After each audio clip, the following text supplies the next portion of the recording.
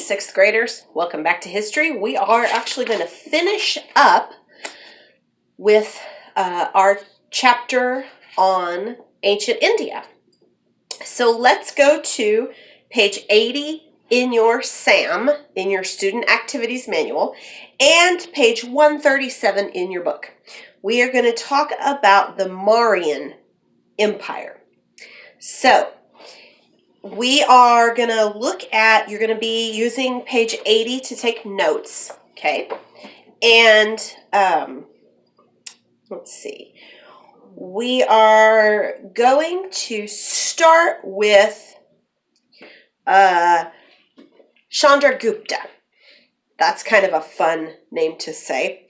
In 326 BC, there was a man named Alexander who was from Macedonia, which is an area near Greece. And Alexander, later called Alexander the Great, was busy conquering all the places and all the people. And he actually conquered all the way into northwestern India. Now, when he got there, legend says that he met a warrior who was very brave and impressed him a lot. And that warrior's name was Chandragupta. We're going to go, I'm going to write both of his names on the board. And I always have trouble saying this. Chandragupta, Maurya. I do not speak this language, and so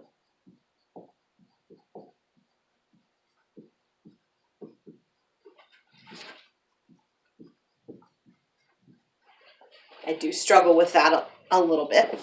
Anyway, he learned some things from Alexander and decided to start training his own army.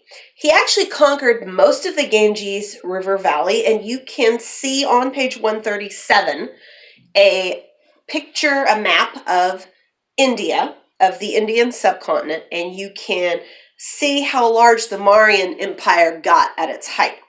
Now, after Alexander the Great died, his empire kind of fell apart, and Chandragupta ended up kind of swooping in and reconquering or taking back the parts of India that Alexander had conquered.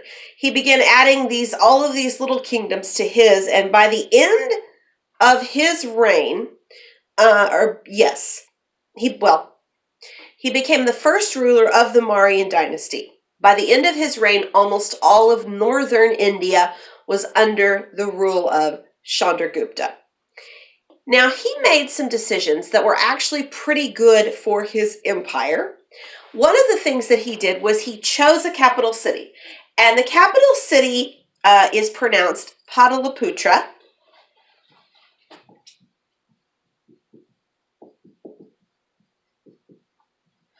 I've always thought that Indian names were really fun to say if you can say them correctly. They're just kind of fun to say. He established a very strong centralized government. This was important, okay? So a strong centralized government. So from one spot, he could rule everything. Alexander the Great was really good at conquering things, but he wasn't quite so good at the administrative side.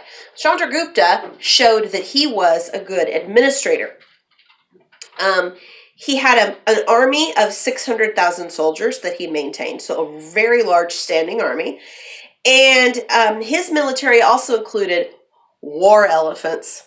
We'll talk about that again later on when we talk about the Roman Empire. But yeah, war elephants, chariots. But he did not trust his subjects. And so he had a really extensive spy network set up so that he would be informed of any rebellions. He was not comfortable in his role. He was not secure in his role. He really wanted to kind of control and maintain a watchful eye over his people. Now, Chandragupta, our book doesn't talk about his sons, but it does talk about one of his grandsons, and this was really important. Asoka. Asoka was one of Chandragupta's grandsons, and he came to the throne in 273 BC. And he was one of the greatest rulers of the empire, Asoka. If you're familiar with Star Wars, that name is used as one of the characters in some of the Star Wars extended universe. And I think this is probably where they got it. Asoka was one of the greatest rulers of the empire. Probably the greatest, to be honest. And what he did was he united most of the Indian subcontinent under his rule. So he had that picture of the map on page 137. That's pretty much what it looked like under the rule of Asoka. What's really interesting, and so this part is the square that says organized cities and government. We're going to move to religion. So we're going to move to the bottom box that talks about religion. And the thing is that Asoka had so many battles and so many wars, and he really began to hate it. He really began to hate the idea of the loss of life, and he decided to devote himself to his religion, to Buddhism, okay? And so he worked very diligently to promote Buddhism in his empire. This was very important to him. He built many, many thousands of shrines or places of worship called stupas. You can actually see a picture of the Great Stupa on page 138. This is the largest of the stupas that were built. The Great Stupa. They're actually kind of beautiful in their architecture. Now, Asoka did, well, we'll pause at religion for a second, and we'll go to job specialization. Buddhism emphasizes good works, right, and relieving suffering. And so Asoka did a lot of things to improve the lives. We'll write that over here. Improve the lives of his people. He wanted his people to have better lives than they did before. Several things that he did. He dug wells, he had people dig wells, planted trees, and built hospitals. This was really important to him. As a devout Buddhist, he wanted people to, relieve their suffering. And so he did all of these good things.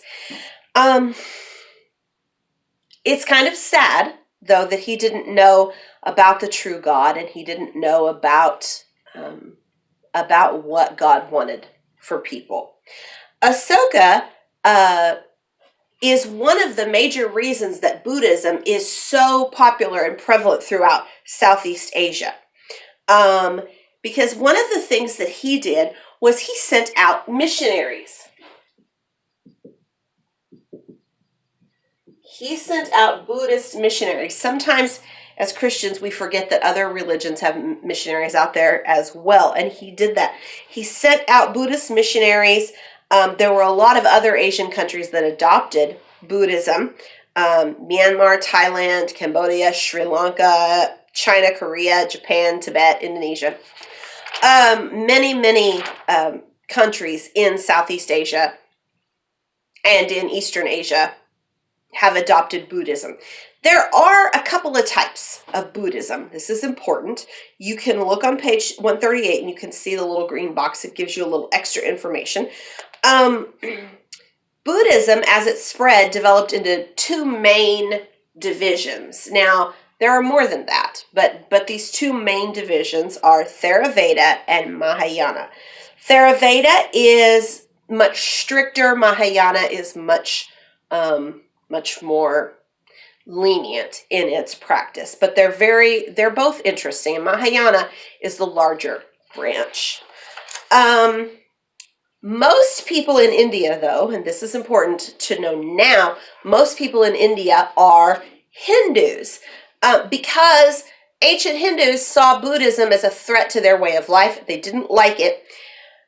During Asoka's reign, he didn't stamp out Hinduism. He let those people practice their religion as long as they didn't interfere with him. And because of that, when he died and when the Mauryan Empire eventually fell apart, Hinduism once again took over as the main religion of the continent. Now, Asoka died in 233 BC. None of his sons were as good of a ruler as he was, and eventually the empire weakened, and the last Mauryan king was defeated in 184 BC. 600 years later, around 400 AD, there was another empire in India called the Gupta Empire that was established, and this empire began the Golden Age. And when you look at page 81 and 82 in your SAM, you'll be able to complete that crossword puzzle using page 81 in your SAM to learn a little bit more about the Golden Age of India. The hope of most archaeologists is that eventually we'll be able to unravel all of the secrets, right? I mean, we know a lot about the Aryans, but we don't know a lot about the Harappans. And so the hope of many archaeologists is that we just keep digging and keep learning, and eventually we'll be able to translate all of it. One more thing I want to talk about before we stop is Sir John Marshall. Sir John Marshall was a British archaeologist because in the late 1800s and early 1900s, India was ruled by the British. And there were a lot of British people in India, and many Indians today still speak English. It's a predominant language in India. He was the director of archaeology to India. In 1902, he got that job, and he began excavating over there. So he was the one that helped restore the Great Stupa, and he rebuilt the damaged section and just did a lot in archaeology as far as promoting being very careful about the sites and being very respectful of the people there. And he believed that he needed to recruit and train and use native Indians rather than bringing in more British people. Use the people that lived there to work on the sites. And so he is very important in our study of ancient Indian history because of all of the archaeology, all of the digs he went on and all of the knowledge he brought to the world about ancient India. And so now we're finished with the chapter. We are going to work on study guide, and the test will be on Tuesday. I have already put the study guide pages, page numbers, and the questions that you need to give priority to. If you have time, go ahead and do the whole study guide, because that will help you to remember things and to study. But there are some specific questions I want you to give priority to get those done first, and that's on the Google Classroom, so you'll be able to check that. And we will wrap this up. We're not going to start a new chapter before we leave for Christmas break, so we'll have a different short little project about Christmas around the world that we'll do after the test next week. So Wednesday, Thursday, and Friday, we'll do that. So that's it for this chapter, and we will see you next week.